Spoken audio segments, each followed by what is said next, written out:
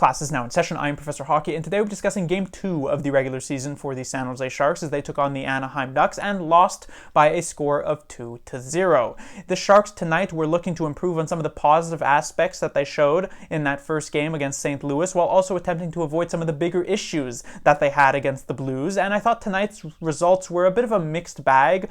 Defensively, they made some significant strides. I think a couple of the defensemen who really struggled in that first game of the season were a lot better here tonight, though it should be noted that the Ducks aren't really the toughest challenge that the Sharks will face this season. The third last place team in the league in the previous year, not expected to be a significant playoff contender this season either. And then on top of that, the Ducks were playing their first game of the season, so a slow start from them was to be expected as they're getting up to NHL speed. But even with all that being said, it's still nice to see those strides defensively. The problem for the Sharks was on the other side of the puck, where the offense dried up completely, failing to even get a single goal on the board. And it's said defense wins championships, but you do need to at least score one to actually end up as the victor in these games. It seemed as though the Sharks would actually get started quite early, just a few minutes into the first period on a power play, a nice little set play between Mikael Granlund and Fabian Zetterlund, but on further review, it would turn out that Zetterlund was actually offside. And unfortunately for the Sharks, they didn't know it at the time, but that would be the only puck that they would get past Dostal all night. The rest of the first period would proceed scoreless. The entirety of the second period also scoreless, and in the third, it would be Isaac Lundestrom for the Ducks on a pretty innocent-looking rush play, not even an odd-man rush, who would get the only goal of the game on a manned net to make it 1-0 Anaheim. Eventually, Trevor Zegras would add an insurance empty netter, but that wouldn't even be necessary to hand the Sharks their first shutout loss of the season in just the second game of the year. And so when it comes to talking about the players that played tonight, I feel as though it is even more interesting to start off with the players who were not in the lineup for San Jose. Of course, the big name to start off with is, of course, Macklin Celebrini. It was a couple of weeks ago where he had that injury in an awkward-looking play against the Utah Hockey Club in the preseason. He would not finish out most of the rest of that game. He would also not play the final two preseason games on the schedule for the San Jose Sharks. However, it was said that that was more of a precautionary reason and that he would be healthy enough to play in Game 1 against St. Louis a couple of days ago, which he in fact did do, and it was an electrifying first career game. He scores his first career goal, he gets his first career assist, and he went so far as to even get the final shift of the game in the overtime where Braden Shen got the game winner. In the post-game interviews, there didn't seem to be much of an indication of any sort of injury there, and so it came by surprise when the following day, Friday, which was yesterday, that he was missing from practice, and indeed that he was injured, and that it was confirmed today when it came out that he was dealing with a hip injury likely associated to the incident from a couple of weeks ago. And so it seems as though that Celebrini was not fully healthy for Game 1, which is sort of good news and bad news. The good news, of course, being the fact that he was as good as he was, even though he wasn't fully healthy, could be a good sign of things to come when he actually is playing at 100%. But the bad news being is the fact that the Sharks kind of felt force, either himself, Celebrini himself wanting to be in the lineup, or the Sharks wanting him to be in the lineup so much because of that first game hype, to actually play him and risk further injury. Not exactly the greatest look for the organization, but now here, while he is on the injured reserve, one might think that he could still be back sooner rather than later, but that's not really the indication that we're getting from Ryan Warsofsky. It is not a day-to-day injury where maybe by this weekend he could return, but is actually considered week to week. Sure, that could mean 1 or 2 weeks, but it could also mean 3, 4, maybe even more than that as well. Will he even get another game before the end of October? That much is completely up in the air. It is quite the indefinite timeline for Macklin Celebrini at this point. And so after seeing that little glimmer of hope, that light at the end of the tunnel with that insane performance in Game 1 against St. Louis, we are immediately plunged back into darkness as Celebrini now out for an undescribed amount of time. The other step out of the lineup here tonight is not one that was forced onto Warsofsky due to injury, but was instead a healthy scratch decision from the coaching staff. And that, of course, is Danil Gushin. And what this healthy scratch tells me is that the Sharks were incredibly reluctant to have even originally included him into the lineup for Game 1 of the regular season. That the Sharks came into the preseason with the ideal 12 forward group that they wanted to go in with, and that Gushin, because of that elite preseason performance he had, that Warsofsky begrudgingly included him into the starting lineup for that game 1. But he puts him on the 4th line. He gives him only about 10 minutes of ice time. Not really that much of a surprise that even though I personally felt as though Gushin actually played rather well, that he wasn't repeating his 5-assist performance like he did in that final preseason game against Vegas. And now he's on the outside looking in. Perhaps the sort of holding him accountable, so to speak, for that late third period penalty that he took on the high sticking with a few minutes left on the clock. But if we're going to go by that logic, there are a few Sharks players who would have to be held out for next game as well, just off the multiple minors that were taken. We got Barclay Goodrow, Henry Thrun, Will Smith as well. A lot of guys who would have to be held accountable like Danil Gushin was. And what it makes this even worse is that the San Jose Sharks, as we can see here, the offense was non-existent. So Celebrini stepping out is forced on them, but to swap out another offensively talented player like Danil Gushin and instead have Carl Grundstrom, who's kind of a dime a dozen here in the Sharks lineup, where now the bottom 6 has pretty much no offensive talent whatsoever, has clearly burned the Sharks here tonight. And you might have thought, well, the Sharks, they scored 4 goals in the previous game. Who could have foreseen this actually occurring? Well, if we actually take a look at the 4 goals they did score, besides the fact that a couple of them were on very lucky bounces, 2 of them were special teams, power play and shorthanded, and the other 2 at even strength, where the majority of the game is usually played, were both set up by Macklin Celebrini, who of course was not in the lineup here tonight. And so for the Sharks to actually make their lineup worse by sort of unfortunately having to have Celebrini sit out, but also making the conscious choice to make it worse by having Gushin on the sidelines, it's not that much of a surprise that they would struggle to actually get any sort of offense rolling. They put a lot of burden onto a top 6 that was made worse this game as well, considering their bottom 6, like I said, doesn't really have any sort of offensive talent to speak of, and their defensive core also struggles in that area. So 0 goals against this Anaheim Ducks team. I can't really say that Ryan Warsofsky should be caught with his pants down in that situation. He kind of dressed it up here himself.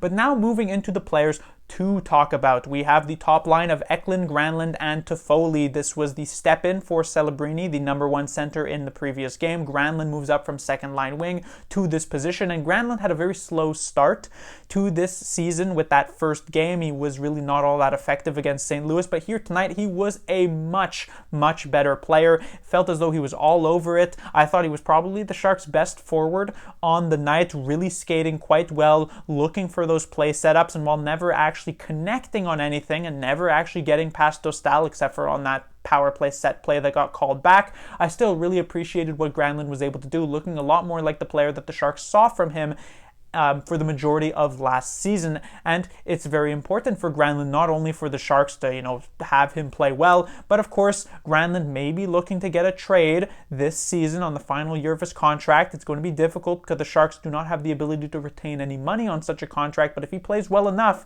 there will be a team that comes knocking. When it comes to his 2 line mates, we have William Eklund, who continues to play with a very, very high level of pace, a lot of buzz in his game. He's just flying all over the ice, seems to have a lot of energy this season, looking to build on a solid first full season in the NHL. The thing that I'm looking for from Eklund is a little bit more finesse. Felt as though at times this game he was overskating, he was getting pushed off the puck. And so if he's able to hold on to it a little bit longer, actually make some plays here, I think things will work out exceptionally well for this top line, especially when eventually Macklin Celebrini does return. But I do like the energy, I do like the effort, and so some good things there. When it comes to the final player on this top line, speaking of effort, we have Tyler Toffoli, who continues to just frustrate me, honestly. It's not a bad game from Tyler Toffoli, but he's clearly the weak link on this line, and while Granlund and Eklund are flying around the zone trying to make something happen, it feels as though Tyler Toffoli a little bit more stagnant, and I do realize that is the exact type of player that he is. I have to get used to this. We're only 2 games into the season, and I've already harped on this multiple times, but I can't help but look at this player who's putting up like these average level performances, not really all that high highs, and not be slightly disappointed, I feel like. Again, it's not a terrible game from Toffoli, it's just that I was maybe hoping for a little bit more from him. When it comes to the second line, we have another substitution, of course, with Granlund moving up to the first. It is Klim Kostin who gets his first game of the season, was not in the previous one against the Blues, and he's joined by Will Smith and Fabian Zetterlund. We start off with Will Smith, who had a bit of a slow start to this one, but I actually thought picked things up as the game wore on. A decent enough second period and a pretty good third, where he actually had one really nice shift where he was able to make some plays happen, so that was great to see. I think defensively he's also putting in some decent work. On the goal that the Ducks scored, I'm not entirely sure if I'm putting the blame onto Will Smith. He kind of overloads onto that one particular player, but you have Fabian Zetterlund, who's a little bit slow on the back check. You have Matt Benning, who's completely watching the puck in this situation, not aware of his surroundings. So I feel as though it's kind of a combination of mistakes from multiple different Sharks players, so I won't really put that one onto Smith. He takes a penalty in this game, but it was a really smart penalty, as it prevented a Cutter Gauthier goal from actually being pretty much easily potted in, so I don't have much of an issue there. It just continues to be a bit of a slow go here for Will Smith. The spotlight was essentially completely on him for this game, with no Celebrini in the lineup and to a lesser extent no Danil Gushchin in the lineup, and it didn't really live up to those expectations here. Not a terrible game, but still nothing really to write home about. When it comes to his two line mates, I thought Zetterlund was a decent bit better, probably the best player on this second line, though that's not exactly saying much. I think he's kind of building up to things here and is at this point just in a bit of an awkward spot because, like I said, his line mate's not doing really all that great. And then when it comes to Klim Kostin, who steps in here, the name of the game for Klim Kostin is inconsistencies, and that did not change here tonight at all. From an offensive standpoint, I thought he had a few really good shifts in the offensive zone, so there were some positives on that side of things. The issues with Kostin is defensively, where I thought outside of like a couple of moments, like there are a couple of positionings where he does excel defensively. When the puck comes near him in the defensive zone, he's able to lay the body, be a little bit physical, and actually win those puck battles. The problem is when the puck is not near him in the defensive zone, he just looks completely lost. He's essentially floating, and when he also gets the puck in the defensive zone, he seems to really struggle actually making that play to get it out of the zone, even with just simple clears, but also just making a first pass out of the zone is a big problem for him. And so if, I'm Ryan Warsofsky and I'm looking for responsible defensive play, I'm clearly not getting that from Klim Kostin, so it'll be interesting if he manages to maintain a lineup spot. Not to mention he was also a victim of a minor penalty here tonight, and one that was a little bit more uncalled for than the one I talked about previously from Will Smith. He gets cross-checked in the arm, so, there was definitely a bit of an instigator there, but then kind of just clocking Frank Vetrano right in front of the bench was a bit of a retaliatory penalty that the Sharks didn't need to take in that situation to make it 4-on-4, but whatever. But that seems as though the type of penalty that would get him out of the lineup, so I'd be somewhat surprised if he actually gets the following game on Tuesday.